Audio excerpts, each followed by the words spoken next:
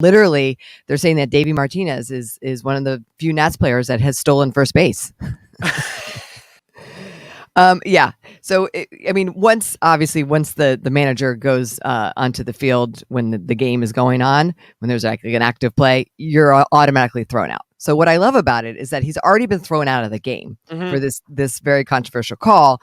And then he's like, goes to take the base out, the first base. And if you watch it, I've watched it probably 100 times at this point. He struggles a little bit because those bases are in there really tight, because you can imagine how much activity they get, right? Yeah, like people totally. sliding into them and bouncing on them. So there was a half a second where I was like, I don't know if he's going to be able to pull it out, because typically there's like a tool that you use to kind of pop out the first base. Rips it, kicks it, moves it on. And then in the post-game conference, he talked all about it. I'm beside myself now with this whole, out of the baseline thing. I really am. I mean, I think it's awful.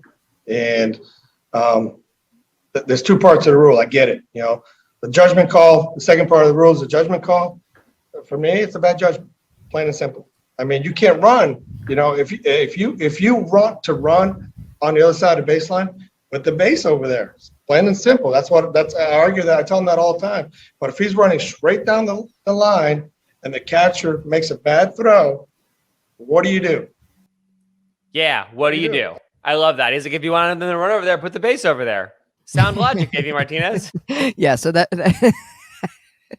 it's all over runner interference. It's just so good. And and of course you remember during Game 6 of the World Series when he was thrown out of that, they're making lots of comparisons to to him, because he's got a little bit of a temper. Yeah. He's got some heart issues, but he seems like, what I also love is that afterwards at the press conference, he still was angry, right? Like I think he was thrown out in the 7th. So we're talking, it was a good hour or so later. He's still fired up about it. And another thing about the first base. No regrets.